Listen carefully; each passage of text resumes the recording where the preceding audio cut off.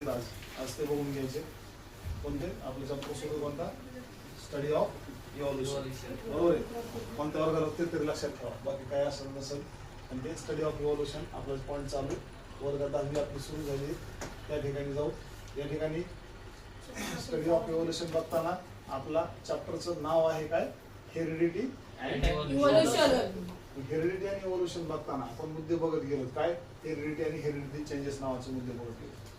त्याच्यामध्ये परत आपण पुढचा मुद्दा बघितला ट्रान्सक्रिप्शन, ट्रान्सलेशन आणि ट्रान्सलोकेशन. हे तिन्ही मुद्दे बघितले आपण. पुढचा मुद्दा बघितला इव्हॉल्युशन. त्याच्यानंतर इव्हॉल्युशनचे आपण काय बघितले, इव्हिडन्स बघितले. काय त्याचे पुरावे होते, 5-6 पुरावे होते ते बरोबर आहे का, अॅनाटॉमिकल, मॉर्फॉलॉजिकल बरोबर आहे. तर हे आपण त्याचे पुरावे बघितले.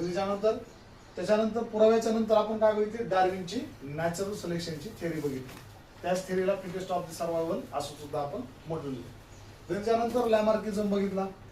लॅमार्क काय म्हणतोय, ज्या प्राण्यांनी काय केलं, ऍडॅप्टेशन केलं बरोबर आहे. जसं पाहिजे होतं तसं ऍडॅप्टेशन केलं, ते काय झाले, कॅरेक्टर त्यांच्या पुढच्या पिढीमध्ये संक्रमित झाले. हे लॅमार्कनं सांगितलं. आणि मग आता आपला मुद्दा चालू आहे कोणता, स्पेसिएशन. आणि लास्टला आपले बघायचं आहे ह्युमन इव्हॉल्युशन. तर महत्वाचा मुद्दा स्पेसिएशन बघूया आणि मग पुढच्या पॉइंटला मूव्ह करू. तर आपल्याला याचं स्पेसिएशन बघायला, स्पेसिएशन बघताना आपल्याला काय बघायचंय, त्याच्यामध्ये जातींचा उद्भव कसा झाला, नवीन जाती तयार कशा झाल्या, हे या ठिकाणी आपल्याला बघायचं. तर बघा स्पेसिएशन बघताना आपल्याला काय सांगतो की फॉर्मेशन ऑफ न्यू स्पेसिस कशा झाल्या. बघा फॉर्मेशन ऑफ न्यू स्पेसिस कशा झाल्या हे याच्यामध्ये सांगितलं. तर बघा या ठिकाणी काय म्हणतोय, formation of new species of plants and animals is the effect of evolution. नवीन जातींचा उद्भव झालाय बरोबर आहे. नवीन जातीचा उद्भव झालाय तर हा काय आहे म्हणतोय, इफेक्ट आहे कोणाचा, इव्हॉल्युशनचा. वनस्पतींच्या आणि प्राण्यांच्या नवीन जाती तयार झाल्या, नवीन प्राणी, नवीन वनस्पती ह्या तयार झाल्या. हा परिणाम कोणाचा आहे म्हणतो, हा परिणाम कशामुळे झाला, तर कशामुळे झाला, हा इव्हॉल्युशन मुळे झाला.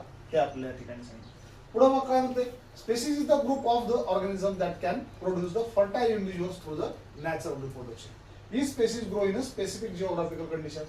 Their food, habitat, reproductive ability and period is different.